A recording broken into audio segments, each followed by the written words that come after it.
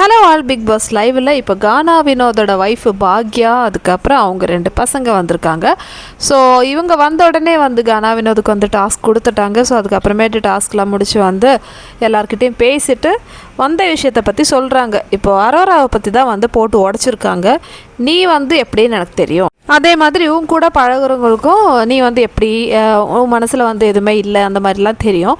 ஆனால் பார்க்குறவங்களுக்கு வந்து நம்ம வந்து சொல்லி புரிய வைக்க முடியாது. உன்னோட ஒரு 30 செகண்ட் வீடியோ போதும் எல்லாருக்குமே வந்து தப்பாக போகிறதுக்கு. ஸோ அதனால் நீ அது கொஞ்சம் பார்த்துக்கணுன்னு சொல்கிறாங்க. அது மட்டும் இல்லை, எல்லாருக்கிட்டையும் வந்து டிஸ்டன்ஸ் கொஞ்சம் மெயின்டைன் பண்ண, ரொம்ப க்ளோஸாக இருக்கணும்னு அவசியமே இல்லை. ஏன்னா பாக்யாவுக்கு வந்து நிறைய விஷயங்கள் இருக்குது சொல்கிறதுக்கு. ஸோ அரோராவோட ஒரு வீடியோ வந்து வெளியே போச்சு இல்லையா ஸ்டார்டிங்கில். ஸோ அந்த விஷயம் வந்து எப்படி சொல்கிறது, இந்த டைமில் வந்து சொன்னால் வந்து சரியாக வராது. சரி நீ வீட்டுக்கு உனக்கு இருக்குன்னு சொல்லிட்டு அந்த மாதிரி ஒரு ஹிண்ட் வந்து கொடுத்துருக்காங்க. ஸோ வினோதுக்கு வந்து புரிஞ்சால் சரி, அவர் வந்து புரியாமல் பண்ண ஒரு விஷயந்தான். அரோரா கிட்ட ஸ்டார்டிங்லலாம் வந்து ரொம்ப க்ளோஸாக இருந்தாங்க. அவள் என்னடானா வினுக்குட்டின்னு சொல்லிட்டு கொஞ்சிட்டே இருப்பாங்க.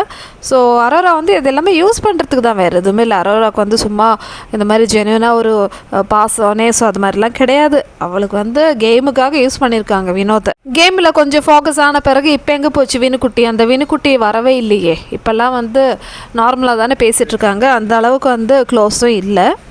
ஸோ பாக்யா வந்து அதுதான் வந்து சொல்லி புரிய வச்சுருக்காங்க. ஆனால் அரோரா பேர் சொல்லாமலே வந்து எல்லாருக்கிட்டையும் வந்து டிஸ்டன்ஸாக இருன்னு சொல்லிட்டு சொல்லியிருக்காங்க மக்களே.